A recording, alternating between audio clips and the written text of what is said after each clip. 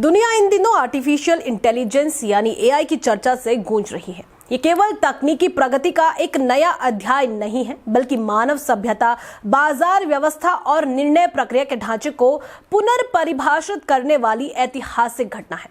इतिहासकार युवल नोआ हरारी का ये कथन कि मनुष्यों ने पहली बार ऐसी तकनीक विकसित की है जो स्वयं को बेहतर बना सकती है, इस बदलाव की गंभीरता को समझने के लिए पर्याप्त है।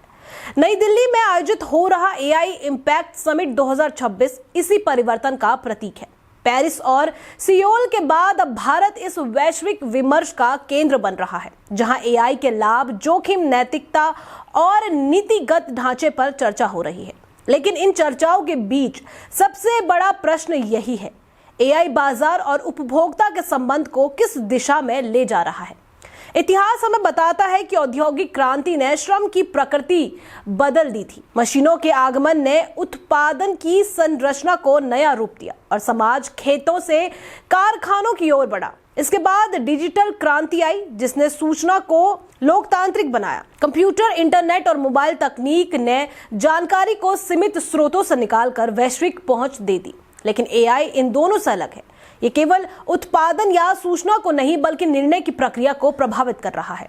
आज एआई एक डेटा संचालित निर्णय प्रणाली है। ये केवल ये नहीं देखता कि उपभोक्ता क्या चाहता है, बल्कि ये अनुमान भी लगाता है कि वो आगे क्या चाहेगा। सर्च हिस्ट्री, खरीद पैटर्न, लोकेशन, सोशल मीडिया गतिविधि, हर डिजिटल संकेत विश्लेषण का हिस्सा बन जाता है। इस प्रक्रिया को प्रिडिक्टिव एनालिटिक्स कहा जाता है, जिसमें भविष्य के व्यवहार का अनुमान लगाया जा सकता है।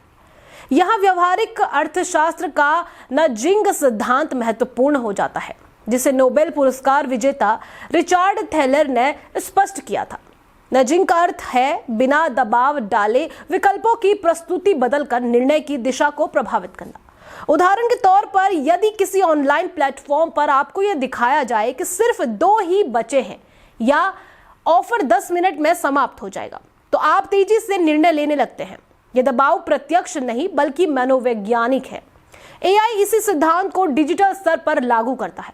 वो उपभोक्ता के व्यवहार को रियल टाइम में पढ़ता है और विकल्पों की संरचना इस तरह तैयार करता है कि निर्णय एक खास दिशा में जाए। उपभोक्ता को लगता है कि वो स्वतंत्र है, लेकिन निर्णय की परिस्थितियां पहले से निर्मित होती हैं। इस स्थिति को लेखिका शोशाना जुबॉफ ने अपनी पुस्तक the age of surveillance capitalism में विस्तार से समझा है। उनके अनुसार आधुनिक डिजिटल अर्थव्यवस्था में उपभोक्ता का व्यवहार स्वयं एक उत्पाद बन गया है।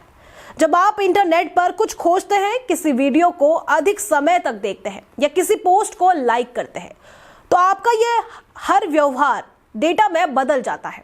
कंपनियां इस डेटा का विश्लेषण करती है और आपके भविष्य के निर्णयों की भविष्यवाणी करती है। यही भविष्यवाणी बाजार की नई पूंजी बन चुकी है। अब प्रश्न ये है कि क्या एआई ने उपभोक्ता को अधिक सशक्त बनाया है या अधिक नियंत्रित? एक पक्ष ये कहता है कि एआई ने अनुभव को बेहतर बनाया है।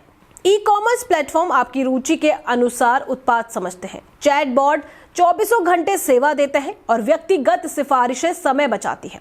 उपभोक्ता को अब सैकड़ों विकल्पों में भटकना नहीं पड़ता।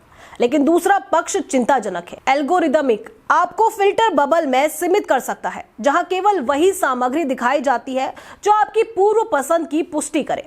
लगातार डेटा संग्रह गोपनीयता के लिए खतरा बन सकता है। एल्गोरिदमिक पारदर्शिता का अभाव उपभोक्ता को यह भी नहीं बताता कि उसे विशेष विज्ञापन क्यों दिखाए जा रहे हैं, और यदि डेटा पक्षपाती है तो एआई भी वही पक्षपात दोहरा सकता है। भारत इस पूरी प्रक्रिया में एक विशेष स्थान रखता है। अनुमान है कि 2027 तक देश में इंटरनेट उपयोगकर्ताओं की संख्या 100 करोड़ से अधिक हो सकती है। भारत में एक साथ प्रीमियम उपभोक्ता वर्ग, व्यापक मध्यम वर्ग और मूल्य संवेदनशील निम्न आय वर्ग मौजूद है। यानी भारत अपने भीतर लगभग पूरी दुनिया जैसा बाजार समेटे हुए है।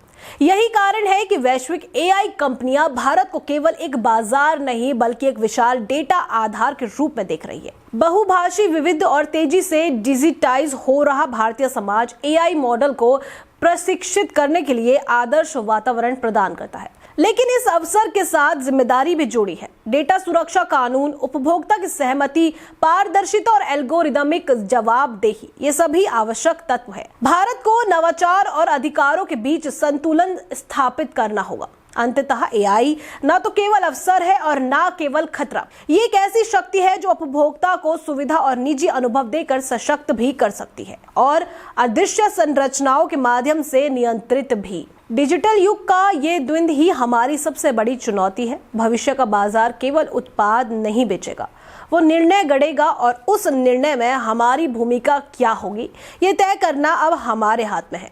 तो ऐसी ही जानकारी के लिए बने रहिए हमारे साथ।